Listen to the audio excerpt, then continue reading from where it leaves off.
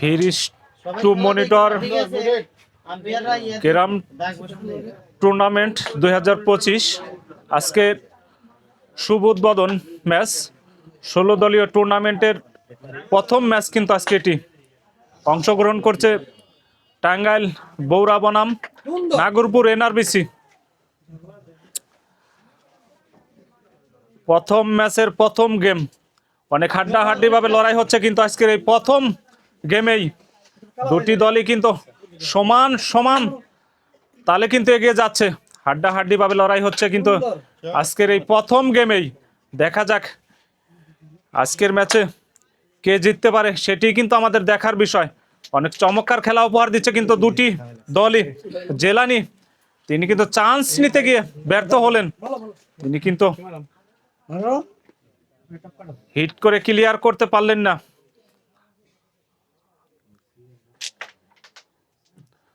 অপরদিকে আশিক বৌরারে খেলোয়াড় চমৎকার শটের মাধ্যমে তার কষ্টসাধ্য গুটি কিন্তু হাতের নাগালে নিয়ে আসলেন। আবারও চান্স খেলার চেষ্টা মনে হচ্ছে। ইয়েস, দারুণ শট দিয়েছিলেন কিন্তু তিনি। ব্যাড লাক কিন্তু আশিকের, ব্যাড লাক। এ শটে তিনি কিন্তু ব্যর্থ হলেন। অপরদিকে বাদল, তার হাতে বাদল তিনিও কিন্তু সহজ মিস করে ফেললেন, সহজ মিস। অপরদিকে শাহ আলম, তার হাতে কিন্তু স্টেক। বৌরার এই খেলোয়াড় কিন্তু শাহ আলম, বৌরার খেলোয়াড়রা বারবারই কিন্তু ফাউলের শিকার হচ্ছে।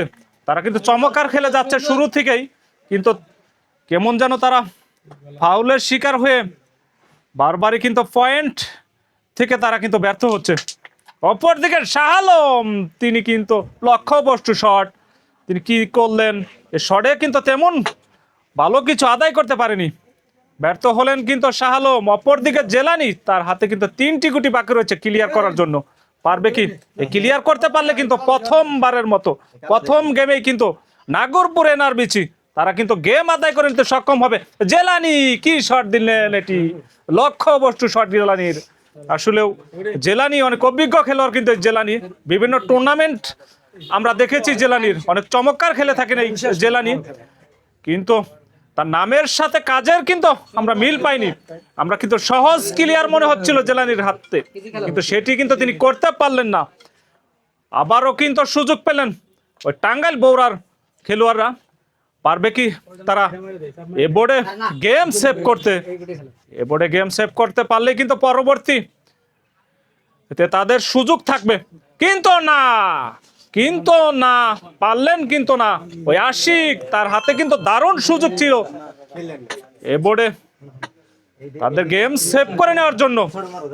অপরদিকে আবারও কিন্তু দারুণ সুযোগ পেলেন বাদল, কিন্তু না, তিনিও কি করলেন, কি করলেন তারা কিন্তু এ বোর্ডে বাদল কিন্তু ক্লিয়ার করতে পারলে তারা কিন্তু গেম পয়েন্টে পৌঁছে যাইত, সেটি কিন্তু করতে পারলেন না। আবারও কি করছেন তারা?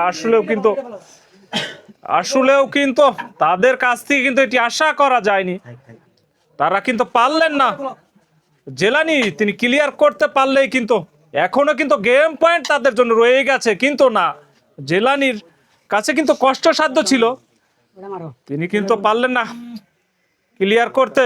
অপরদিকে আশিক, তার কাছে কিন্তু আবারও দারুণ সুযোগ এসেছে, কিন্তু না, কিন্তু না, বারবারই দুটি খেলোয়াড়ই কিন্তু একে অপরে স্টেক পেয়েছে, তারপরেও কিন্তু তারা গেম সেভ করতে পারেনি।